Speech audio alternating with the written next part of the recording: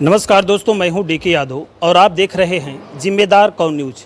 आज मेरे साथ बातचीत करने के लिए पूर्वांचल के दिग्गज समाजवादी नेता तूफानी सरोज साहब मौजूद हैं। पिछले दिनों सपा के राष्ट्रीय अध्यक्ष माननीय अखिलेश यादव ने जनपद जौनपुर मछली शहर लोकसभा से एक युवा प्रत्याशी प्रिया सरोज को कैंडिडेट घोषित किया है। उनके पिताश्री भी हैं, मौजूद हैं। राजनीति का बहुत लंबा अनुभव भी रहा है। आज इन्हीं सारे प्रकरण पे हम सब बातचीत करेंगे। सर, सबसे पहली प्रतिक्रिया राष्ट्रीय अध्यक्ष साहब के लिए आपकी क्या होगी, जो एक युवा प्रत्याशी को हम सबके बीच भेजा है? मछली शहर लोकसभा की जनता की भावनाओं को देखते हुए माननीय राष्ट्रीय अध्यक्ष जी ने मेरी पुत्री प्रिया सरोज अधिवक्ता सुप्रीम कोर्ट को चुनाव लड़ने का आदेश दिया है। मैं उनका आभारी हूं। मैं उन्हें बहुत बहुत धन्यवाद ज्ञापित करता हूं। उन्होंने जनता के बीच में हमारी बेटी को उम्मीदवार बना करके एक बहुत बड़ा काम किया है। चुनाव सर पे खड़ा है।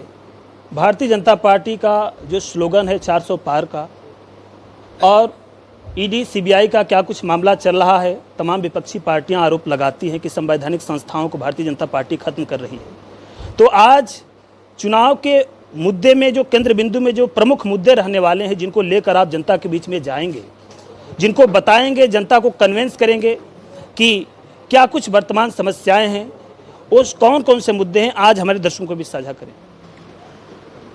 मुद्दे तो बहुत हैं। सबसे बड़ी बात यह है कि जो वादा मोदी जी ने किया 2013 में, 5 साल बीत गया, नहीं किया, तो फिर 5 साल पर इन्होंने कहा 5 साल मुझे समझने में लगा, 5 साल का और मौका दीजिए। 10 साल जनता ने मौका दिया और इस 10 साल के अंतर्गत मोदी ने अपने में किए हुए वादे को एक भी पूरा नहीं किया। महंगाई के सवाल पे, बेरोजगारी के सवाल पे, 2 करोड़ लोगों को नौकरी देने के सवाल पे, पेट्रोल का दाम कम करने के सवाल पे, डीजल के सवाल पे और गैस सिलेंडर कम के दाम पे देने के जितने वादा किया था, इन्होंने एक भी वादा पूरा नहीं किया है। इसलिए भारतीय जनता पार्टी कार्यकर्ता जनता में जाने में हिचक रहे हैं कि मैं किस मुद्दे को लेकर के जाएं। जो मुद्दा उन्होंने जो वादा किया था जनता के बीच में, एक भी वादा इन्होंने पूरा नहीं किया जो है। इसलिए भारतीय जनता पार्टी के कार्यकर्ता तो चुनाव निकल ही नहीं रहे हैं।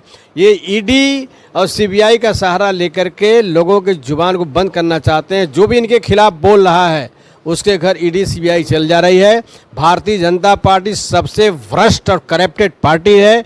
यह वॉशिंग मशीन है। ये जो भी भारतीय जनता पार्टी ज्वाइन कर ले रहा है उसका सारा भ्रष्टाचार धुल जा रहा है। जो भारतीय जनता पार्टी में नहीं है उसे ये पूरे भ्रष्ट की निगाह से देखते हैं। यही भारतीय जनता पार्टी का मानक है।